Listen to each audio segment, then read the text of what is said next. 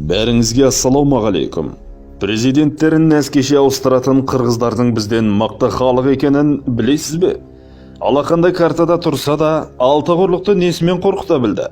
Жоғалып кетудің азақ алдында тұрған Алатаудың ар жағындағы ағайындардың бүгінгі жан түршігерлік жағдайын білесіз бе? Кенесары ханның басын алып, денесін қорлаған қырғыздарды кешіре аламыз ба? Ресей мен Қытайдың қыспағында қалып, азапқа ұшыраған қандастарымызды қорғай аламыз ба?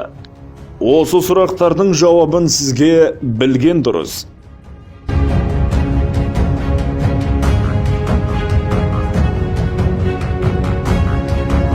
Бүгінгі таңдағы қырғыздардың қазақтардан артықшылығы өте мол. Ат төбеліндей аз халық болса да, қаһарман жігіттері қыздарын қыз қылып, отан дейтін отбасының түтінін түзу етіп отыр. Тіпті көзді ашып жұмғанша жұдырықтай жұмылып, президенттен президентті тақтан қуып, нәскеше ауыстырды. Жақпаса билігін төңкеріп тастайды. Қырғыздардың қазақ халқынан асып түсетін тағы да бір жағы – демократия. Билігі халықпен санасуды біледі. Неге? Өйткені өзбектері өзенін ластап, сарт саудасын жасап жүргенде қандарын судай ағызды.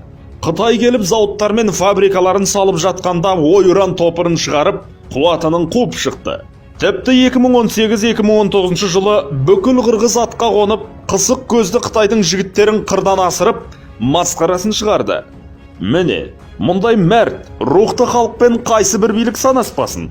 2019 жылғы Сауранбай Жиенбеков пен Атамбаев арасындағы қақтығыс кезінде Атамбаевтың ақ үйін қорғап, қарулы күштермен ашық майданға да шықты. Әттең аз халық, ең болмағанда халық саны 60-70 миллионнан асқанда, өз күнін өзі көріп, бүгінгі алпауыттармен иық тіресер ме еді бәлкім? Кім білсін? Бір кездері қазақ пен қырғызға да мәлім Чувак Ажы молда, мен бұдан бұлай орамалға қарсы шыққан билік басындағылармен амандаспаймын, саламын қабыл алмаймын, жаназаларына бармаймын, шығармаймын да, тіпті қатыспаймын. Олар орамалға қалай тыйым салса, мен де оларға жаназаға келуге солай тыйым саламын.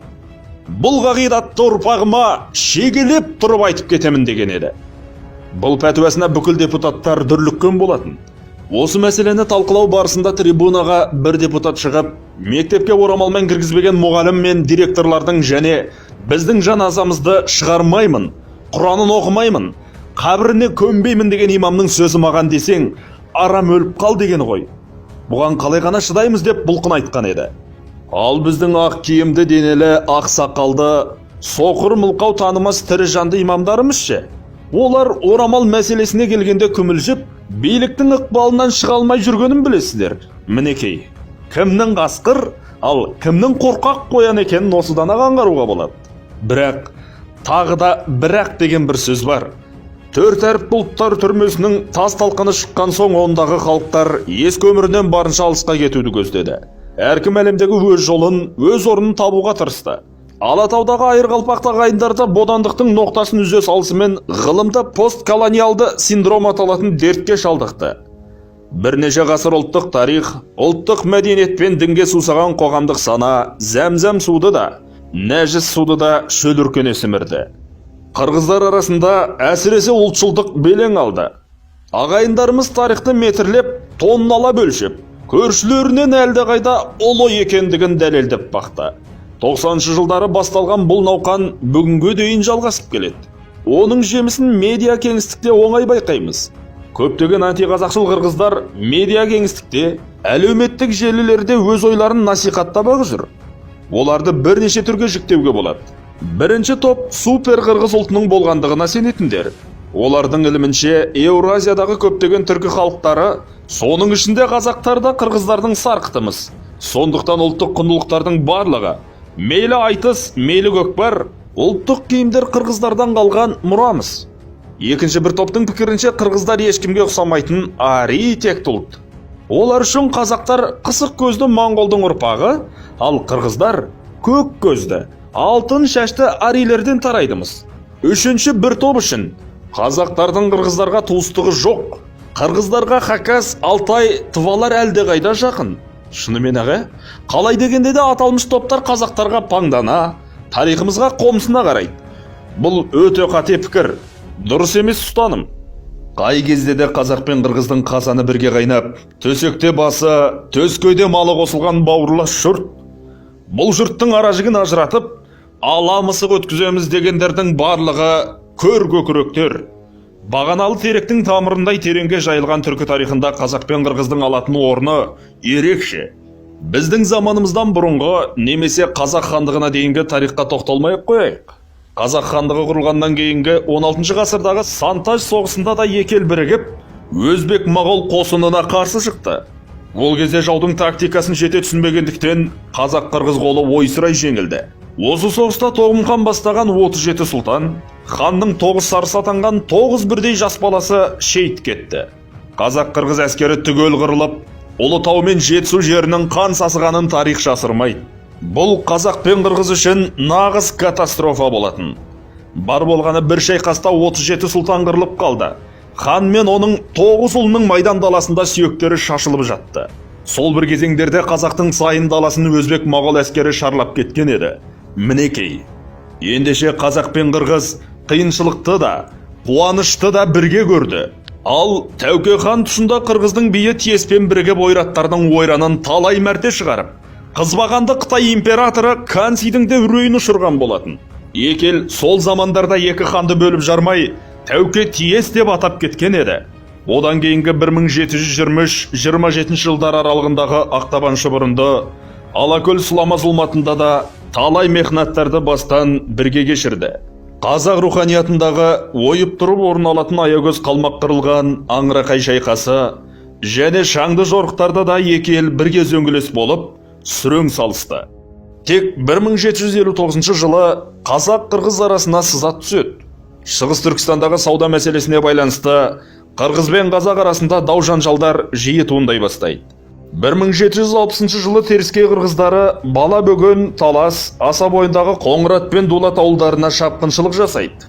Бұл оқиға Абылайдың құлағына жетіп, 1760 жылы хан иеміз Тәшкенді кейін қырғыздарды бағындырады.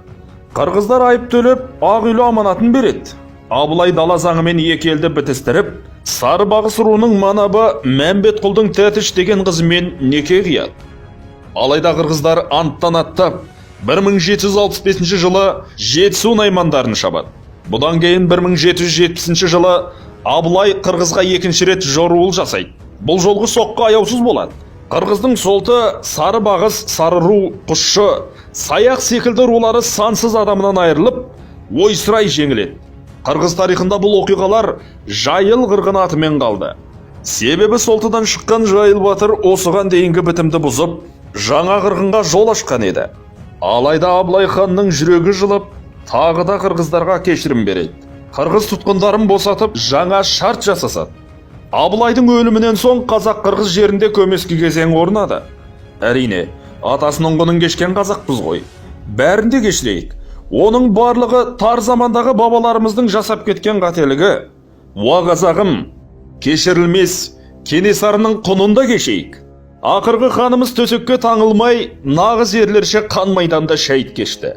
Оны сатқан күллі қырғыздар емес, орман манап. Бір адамның ақымақтығынан қашанғы 6 миллион қырғызды кінәлай бермекпіз. Албан Суан, Дулаттың уәжінен соң қырғыздардың өзі жалаң қылышпен орман манаптың басын алды. Яғни тегімізді алып берді. Ал Кенесары ханды өз қазағы да сатты емес пе? Ұлы жүздің Рүстем мен Сыпатай сынды сұм жүзділерін қайда қалдырамыз? Орыстар Орта Азияны отарлап, түркілерді жою саясатын сынақтан өткізіп жатты. Орыс отарлауларына қарсы қазақ даласында 1905 жылы Алаш партиясы құрылды. Алаш партиясының ұлт-азаттық, озық демократиялық идеялары күллі қазақты ғана емес, бір туған қырғыздарды да нұрландырды. Қырғыздың алғашқы ағартушы зиялы азаматтарының барлығы Алаш партиясының құрамында болды. Аптал азаматтардың барлығы Сталиндік қуғын сүргін мезгілінде қазақ зиялыларымен қатар халық жауы ретінде атылып кетті. Қырғыздар 20 ғасырдың 16 жылындағы Жетісу көтерілісіне де қатысып, қазақ ағайындары үшін Алатаудың ар жағынан асып келді.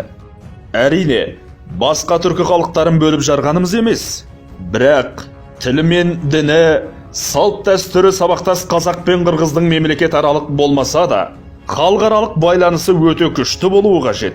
Екі елдің бізбен сіздей жастары, арыстандай азаматтары осынау мәселені түсініп, тереңінен толғаныс екен дейміз. Бүгінгі Қырғыз мемлекетінің жағдайы өте қиын. Әскери қуаттылығы жағынан да, экономикалық өрістеу жағынан да құлдырап тұрғаны тайға таңба басқандай. Ресей Федерациясының президенті Владимир Путин өзінің бұқаралық ақпарат құралдары өкілдеріне берген сұхбатында Қырғызстанның болашағы жоқ. Бұл мемлекет көп өтпей-ақ тарих сахнасынан жоғалуы мүмкін. Қытай мемлекеті Шыңжаң өлкесі ұқсатып, бұл мемлекетті де жұтып алары анық деп айтқан еді. Жындының сандырағы келеді дегендей, Путекеңнің осы бір болжамы тура келсе қайтеміз.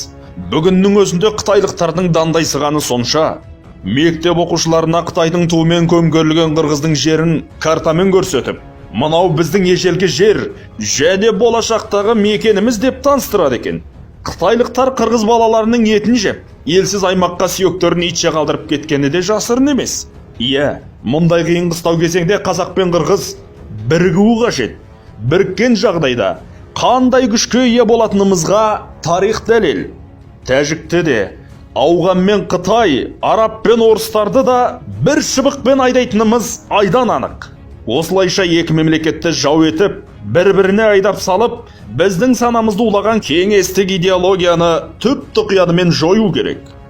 Құрметті де қадірлі көзқарақты көрермендер, біз биліктің немесе нақты бір ақпараттың тілінен емес, халықтың тілімен жүрегінен шығатын, арман ететін уәждерін таспалаймыз. Қазақ пен қырғыздың рухани, мәдени, тарихи тамыры тереңге жайылып, кереғар пікірсіз бауырлас мемлекет болғанын қалаймыз. Қырғыз европоидтық, қазақ монголоидтық деген орыс пен Қытайдың арандатушы сөздерін аяққа таптап, бөлінуден аулақ болайық. Ежелден ер тоқымға бірге мінгесіп, басымыз бір жастықта түйіскені рас болса, болашақта да тура сондай пейілде болуымыз міндет. Алла тағала екі елдің елдігін мәңгілік, туын тұғырлы, тәуелсіздігін ғұмырлы етіп, ұлт-араздық қақтығыстан аман қылып, қияметке дейін қоныстас ел болып қала беруімізді нәсіп етсін. Мәтінді оқыған Айдос Оразай, жазған Бағжан Бақбергенұлы, сіз үшін білген дұрыс.